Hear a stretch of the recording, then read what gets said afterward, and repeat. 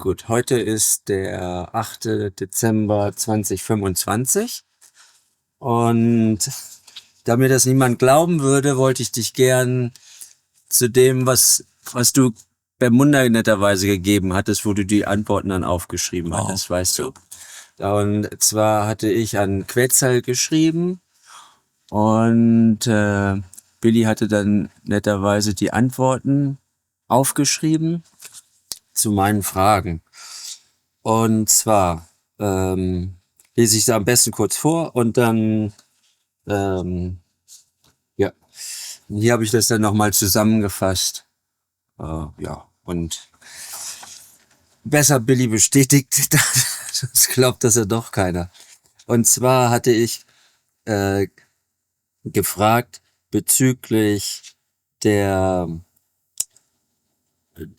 Bibliothek auf Erra und bezüglich der Kugel, die Veränderung bei den Plejaden und auch in der Föderation vor 53.000 Jahren gebracht hat. Und zwar war dann die Antwort von, Bermuda hat's mitgenommen oder abfotografiert, würden wir sagen. Und Sie sagen immer abgelichtet. Abgelichtet, ja, gut. Und wer es beantwortet hat, weißt du auch nicht. Oder hat Nein, sie das weiß ich Ja, aber sie ist dann mit den Antworten zu dir gekommen und hat es dir gesagt und du hast es dann aufgeschrieben. Und die Antwort war einmal die Bibliothek ist auf Erra, ist durch die Nachfahren des ersten Künders, also durch die Nachfahren von Nokodemi. Ja, also Nachfahren. Der Aber Nocodemio hat persönlich ja kein Kind gehabt. Er ist auch nicht geheiratet gewesen. Es ist einfach der erste Künder nach ihm gewesen, ja. ja, also ich verstehe das als sozusagen die spirituellen Nachfahren, also Ja. die da in der Lehre, die Ja. Nachfahren in der Lehre. Ja. Du hast dann auch gesagt, eben oder aufgeschrieben, Nokodemion hatte keine Kinder und dass er ein Arahat Atasata Wesen war. Und da würde dann schon wieder die Frage sein, was heißt das Arahat Atasata Wesen? Er war ja ein normaler Mann. Aber er ist von Arahat Das ist Atasata gekommen. einfach die Ebene, wo sich so nennt oder wo so genannt worden ist und heute noch so genannt wird. Es ist einfach die Ebene, oder? Er ist mit dem Wissen und der Weisheit geboren. Ja. Also er ist ja auch geboren worden, er ist ja nicht einfach erschienen, oder? Arahata Tersata, das ist das bedeutet einfach so viel wie, das ist die Ebene des Wissens in dem und dem Stadium, oder? Ja, dass er das Wissen dieser Ebene Ja, hatte. genau. Und da jetzt kommt der, was hatte dich, glaube ich, auch überrascht.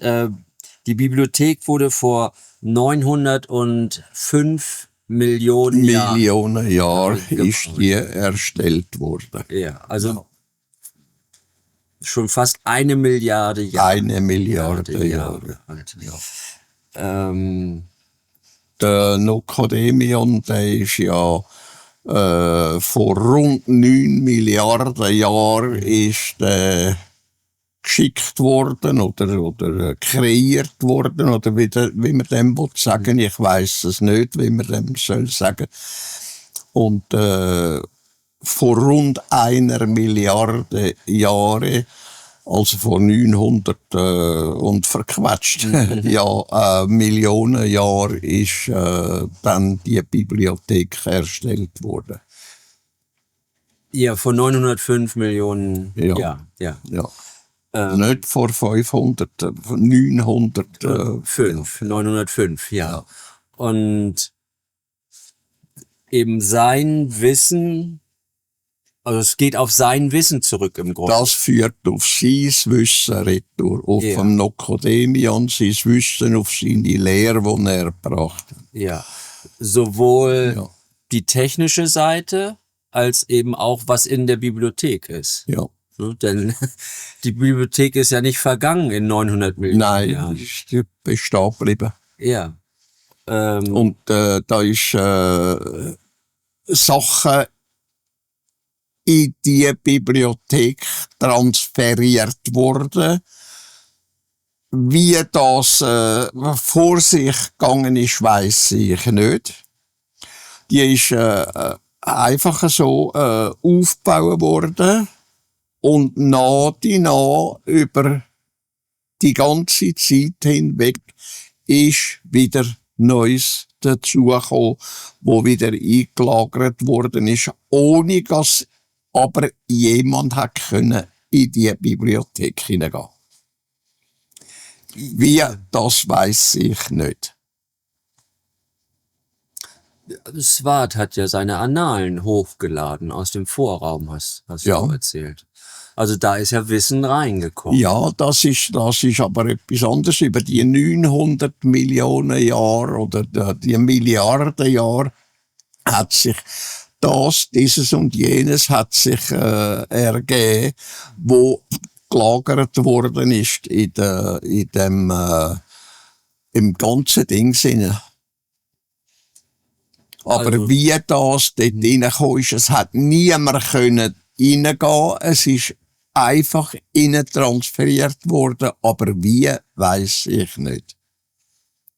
Also hat die wie so ein trockener Schwamm das Wasser aufgesogen. Also Ja. in Form von Wissen. Halt. Ich weiss es nicht wie. Ja. Ich kann das nicht erklären. Ja, Ich ja. weiss nur, es ist immer wieder Wissen dort innen gespeichert worden, in dieser Bibliothek hinein. Aber wie das Wissen dort reingekommen ist, das weiss ich nicht. Ja. Da ist irgendwie ein, wir würden sagen, ein Mechanismus vorhanden, wo die Sachen einfach aufnimmt oder aufgenommen hat und in sich gespeichert hat. Ja. Und das geht auch weiter in der Zukunft.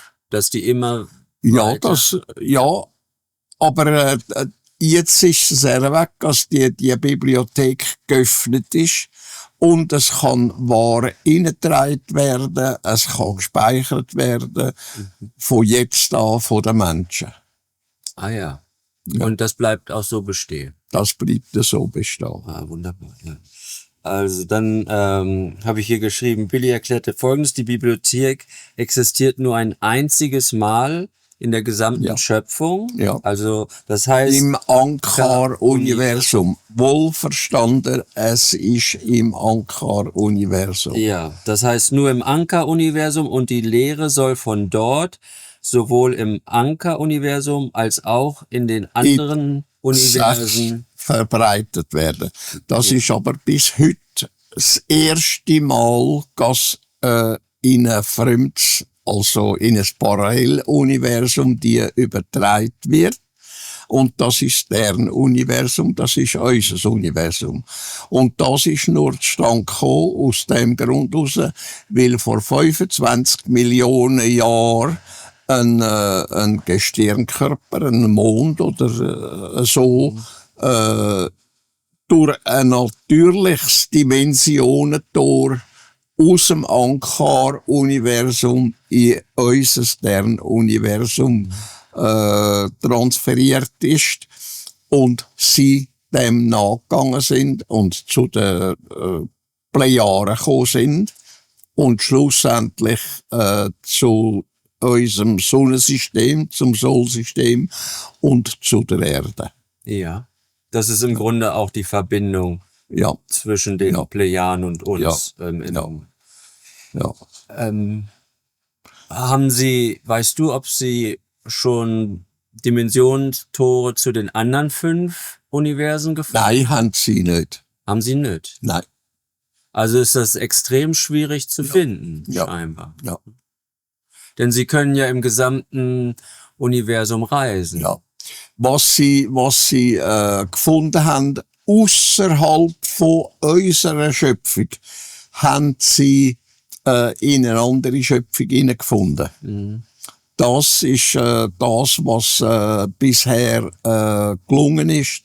Aber die anderen Universen, die zu unserer Schöpfung gehören, sind also noch 5 andere, wo sie keinen Durchgang gefunden haben. Mhm. Okay. Und dann heißt es weiter, ja, solange der Planet Erra besteht, wird auch die Bibliothek bestehen, was Milliarden von Jahren sein wird. Ja, Also Erra wird noch extrem lange bestehen. wird noch lange bestehen. Und dann hatte ich hier noch geschrieben, ja, Billy meinte, die Bibliothek wird für Milliarden von Jahren weiter existieren. Ja. Und dann da habe ich noch dazu geschrieben, meine Vermutung ist, dass selbst wenn die Sonne der Plejaden vergeht, werden sie eine künstliche Sonne schaffen. Das weiß ich nicht. Nein, aber da habe ich keine Ahnung. Das hatte ich geschrieben, weil du geschrieben hast, dass wir in der Zukunft das machen werden. Ja. Dass unsere Sonne sozusagen vergehen wird und wir uns versuchen, mit einer Eine künstlichen eigene Sonne schaffen. zu schaffen. Genau. Und Aber ob das jemals gelingen wird, das Ja. weiß ich nicht. ja. Genau, dann hatte ich dazu gefragt, ob sie dich schon mal nach dem Passwort gefragt hätten, weil sie bezüglich weiterem Wissen, was in der Bibliothek vielleicht ist oder so. Und dann war die Antwort, die Bibliothek ist vollständig geöffnet, alle Daten sind zugänglich, doch alles darin enthaltene Wissen und so weiter ist nur frei für die Plejaden und die Föderation. Ja. Also, und dann weiter, das Wissen der Bibliothek ist nur erlaubt für Lehre Betätigende beziehungsweise Lehre Wissende. Wie wir, ist nicht ausreichend. Also nur, dass man von der Lehre weiß, das reicht nicht aus, sondern man muss die Lehre wirklich Man leben. muss die Lehre beherrschen. Ja. Ja. Und in seinem Leben komplett integriert haben und es leben. Und dass du halt, was du an Kenntnisse darüber hast, schweigen sollst. Ja. Ja, und dann, Sekunde, genau, eine Antwort geben. Genau, dann hatte ich gefragt, ob sie in der Zeit zurückgereist wären. Und dann war die Antwort ja. Die Plejaden sind in der Zeit zurückgereist und haben mit den Erbauern der Bibliothek und der Kugel gesprochen. Also die Erbauer der Bibliothek sind auch die Erbauer der Kugel. Ja, sind sie. Die sind die gleichen. Und genau, da wollte ich noch fragen, das hatte ich jetzt letztes Mal vergessen. Hat sie da etwas zu gesagt, als sie die getroffen haben, wie die waren oder wie das? Da habe ich nie nachgefragt. Hast nicht nachgefragt. Da habe ich nie nachgefragt. Das weiß ich nicht. Also ich denke, das war auch für die Plejaden spannende Sache. Ja, etwas, ja, wir würden da sagen, etwas Sensationelles, oder? Ja. Aber ich habe nie nachgefragt und ich weiss nicht, ob diejenigen überhaupt noch leben, wo das erlebt haben, wo zurückgefahren sind zu der und der Zeit. Das weiss ich nicht. Ah ja.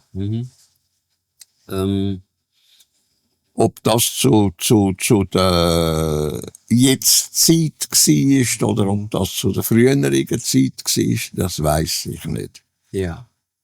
Ich weiss also den Zeitraum nicht, wann das war und ob die überhaupt noch leben oder keine Ahnung. Ja. Gut. Dann ja. Das Eindringen in die Kugel war halt nie, in die Bibliothek, Entschuldigung, Das ist nicht möglich war gewesen. nie möglich. Nein, das ist nie möglich gewesen. Ja. Und da sind also Tausende von Menschen über die Zeit, das muss ja schon auch, die sind ja auch schon, glaube ich, Millionen von Jahren auf Ära, die Plejaden. Ja. Hat es immer wieder Menschen gegeben, die es versucht haben und eben sind mit ihrem Leben dafür gezahlt haben. Also hat diese Bibliothek denn ihre Technologie war ja auch schon sehr fortgeschritten. Ja. Ich meine, sie waren ja Raumzeitfahrer, also sowohl in der Raum als auch im Zeit konnten sie sich ja schon bewegen. Ja, richtig. Und trotzdem konnten sie nicht in die Bibliothek eindringen. Ja. Die ist einfach abgesichert auf die Art und Weise, dass nur ein bestimmtes Codewort das hat können öffnen. Ja. Und es ist eine Sicherung gewesen, wo wir mit unserer Technik eigentlich auch schon Anfang davon haben, dass wenn du etwas anlangst, dass sich zu Tod schlägt. Energie, die dich zu Tod schlägt, wenn du die berührst oder in die Nähe kommst, die schon merken tust. Ja, also wo sie die Energie lebensgefährlich wirken tut auf den Mensch. Du meinst jetzt nicht einen elektrifizierten Zaun oder so? Das Nein. Ne? Eine Energieausstrahlung, wo gefährlich ist, wo lebensgefährlich kann sein. Das haben wir auch bereits. Oder nur nennen wir das ein bisschen anders. Wir nennen das Elektrizität. Ja, okay, das meinte ich ja. Also eben ein Zaun, der zum Beispiel eben... Ja, das braucht, dort braucht es eben keinen Zaun, oder? Es ist einfach vorhanden, es strahlt das einfach ab.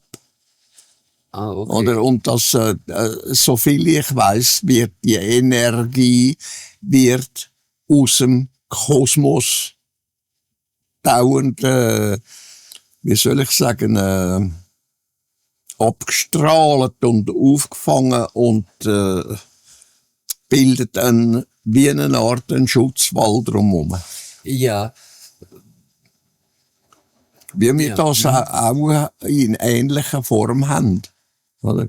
Ja. Aber es ist nur eine Ähnlichkeit. Aber wir haben das mit unserer Technik tatsächlich eben durch die Elektrizität. Ja, es gibt ja diese non-lethal Weapons, die eben eine Strahlung, von der du getroffen wirst und das ist so unerträglich, dass man einfach wegläuft. Ja, genau. Ne? Genau. Und wenn man das sozusagen wie so ein Schild drumherum hat, dann kannst du das nicht anlangen. Oder? Ja, genau. So, Also in dem Rahmen ist das etwas zu verstehen. Ja. Genau. Und Swart konnte ja auch nicht inne, er konnte ja nur in den Vorraum. Ja. Und mit dir. Und du hast dann irgendwie, dieses Passwort ist dir eingefallen oder wie würdest du das beschreiben? Ja, das ist mir einfach zugespielt worden. Wie, das weiss der Kuckuck. Ich weiss es nicht. Ja. Ich kann das nicht erklären. Ich bin absolut unwissend darüber. Ja, also das ist jetzt Theorie, aber könnte sein, dass die Kugel dir das sozusagen oder die Bibliothek. Ich weiß es nicht. Ich weiß es einfach nicht. Ja, aber es ist dir eben eingefallen. Ja. Und dann bist du einfach reingegangen. Ja. Aber ohne Swart, ne? Ja. War er dabei oder stand er dann? Nein, er ist nicht dabei gewesen.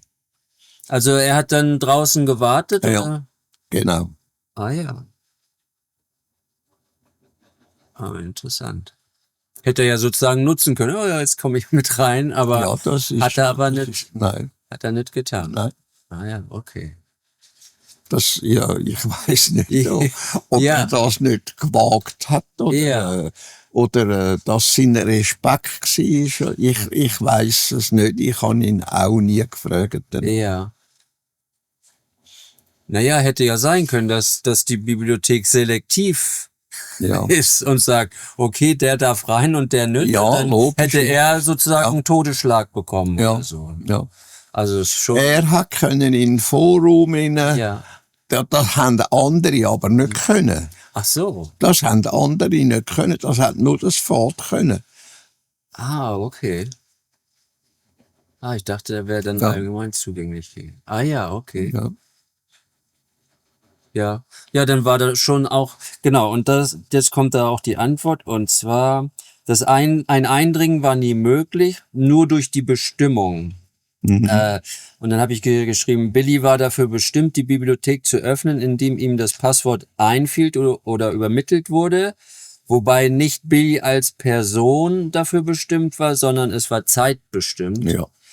Das heißt, die Plejaren waren bewusstseinsmäßig reif genug, dass die Kugel geöffnet wird, beziehungsweise sich öffnete, indem sie Billy das Passwort übermittelte. Ja.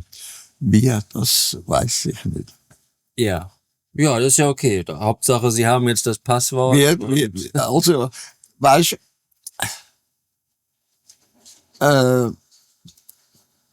es ist einfach so, da kommt dir plötzlich etwas in den Sinn, du weißt nicht, woher das kommt, es ist einfach plötzlich da. Mhm. Das ist dir sicher auch schon passiert, vielen anderen Menschen auch.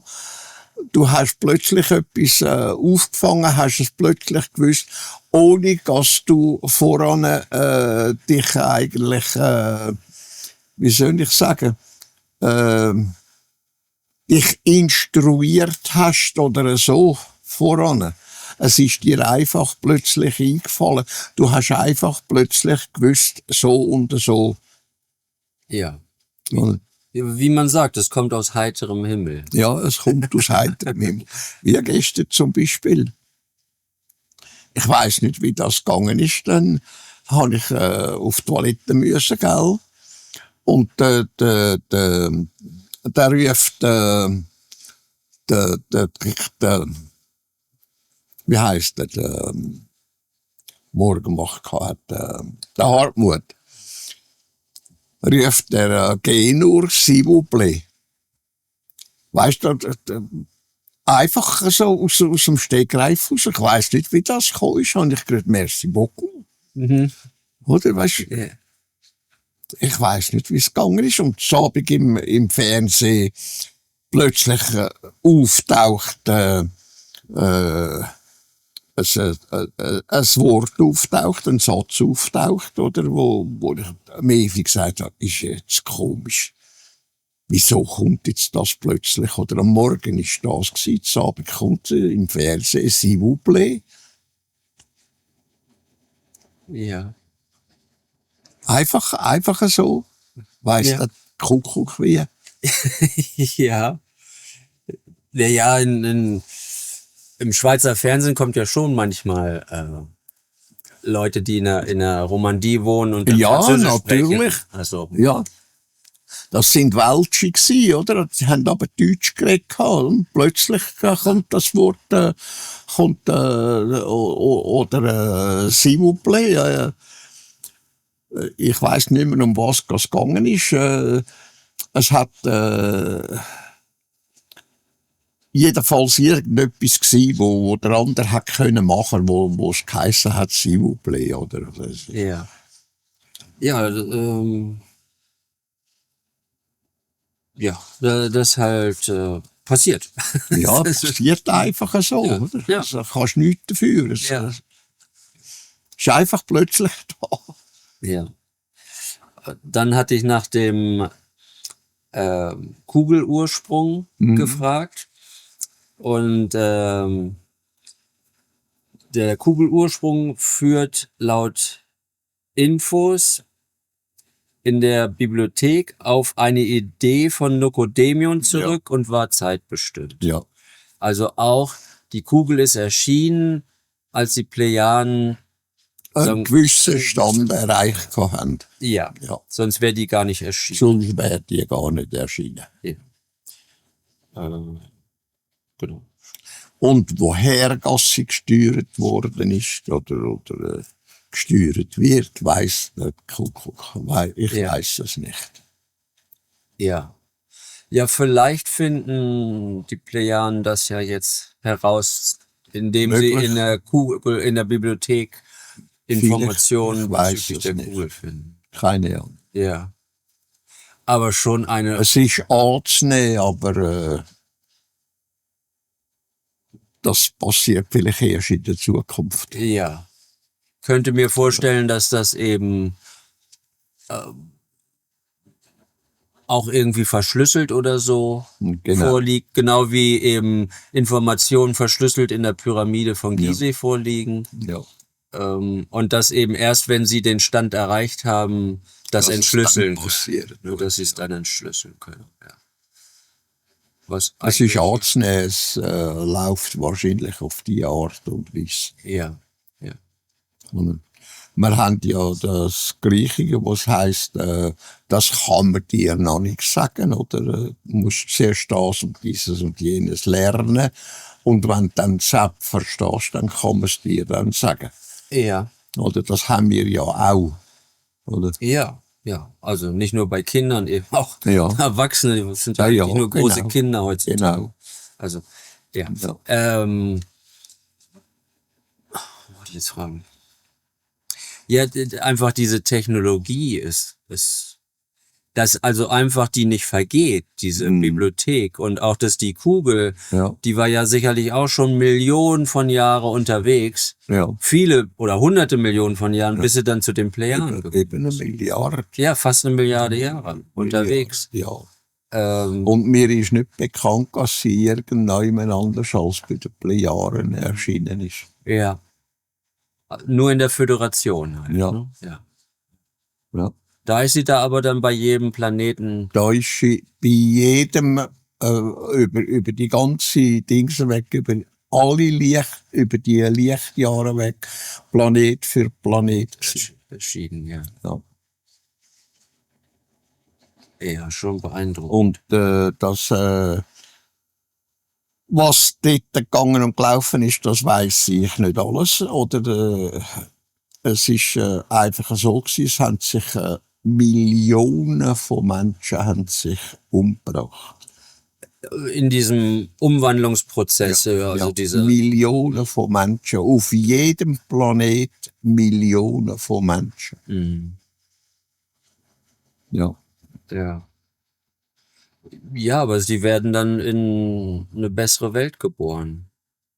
Also Ja, in die ihrem werden ja nicht wiedergeboren. Das ist, Nein, das also- ist ja die Schöpfungsenergie und die Ja, Schöpfungslebensenergie, die einfach entweicht, oder? Und, ja, aber die kommt ja wieder und, Ja, und genau. der Planet ist ja dann höher entwickelt. Genau, genau. Also den großen Vorteil, den die Kinder Ja. auf Erra haben, ist, dass sie halt nicht indoktriniert werden. Ja. Ne? Ja, genau. Aber wenn unsere Festplatte erstmal so mit so viel Müll vollgeschrieben wird, das ist schwierig halt Ja. wieder wegzukriegen. Ne? Ja. Ja. Ja, ist ja eigentlich so. Haben wir ja die beste Erfahrung auf unserer Welt. Ja, genau. Also egal in welcher Region du geboren wirst, überall ist Religion. Ja. Ne? Ja. Oder ja, selbst wenn du in eine, sagen wir mal, nicht gläubige Familie geboren wirst, wo beide Eltern Wissenschaftler sind, die haben ihren Ja. Glauben die Wissenschaft. Ja, genau. Ne? Genau. So Lichtgeschwindigkeit ist das schnellste im Universum und so weiter. Das hat auch, genau, das sind alles Glaubenssätze. Ja. Also Wissen tun sie es in Wirklichkeit ja gar nicht. Nein. Also, ja,